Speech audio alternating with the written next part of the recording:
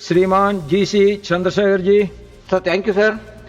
Sir, my question is, in financial year 2024-25, the state of Karnataka has received only 570 crore under the Jal Jeevan Mission against central allocation of 3,804 crores, which is only 15% of the amount we have received. So in the same time, the state government to achieve this progress, they have released an advance rupees 7,065.5 crores. So where is the 7,000 crores and where is the 550 crores against 3,000 crore? So I don't know why the central government is not releasing the fund to the state government. So if we are not going to release the proper money to the states, so how can they achieve? Because this is a rural Karnataka, we have to achieve the progress.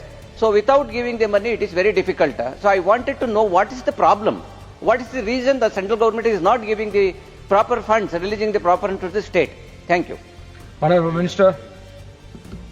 माननीय अध्यक्ष जी, जो इनका सवाल है उसी के अंदर उसका जवाब भी आ जाता है कि सरकार ने केंद्र सरकार की ओर से 3,000 करोड़ उसको आवंटित किया गया था।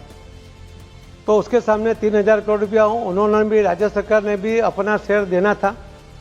जब वो जितना अपना शेयर देते हैं उसके बाद ही उसको पैसा मिलता है। अब डेट चेक कर लिए, जो उन्होंने पैसा दिया है 2024 के बाद में दिया है।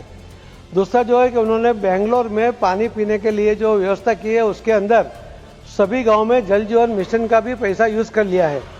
ये जल जीवन मिशन का जो पैसा है वो गांव में पानी देने के लिए, वो शहर के लिए नहीं है।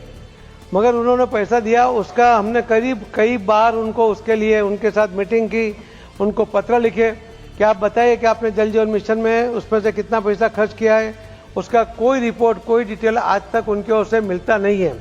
जो 3,000 करोड़ जब दिया था उस टाइम अगर वो पूरा पैसा, बाकी 2,500 करोड़ भी अगर उस टाइम दे देते तो हमारे पास तो उनका पैसा बिल्कुल था, हम देने के लिए तैयार भी थे, आज भी तैयार है। सुनिए, अरे सुनिए मेरा जवाब, आप बीच में मत उठिए।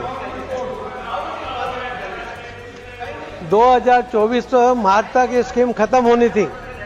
उसके बाद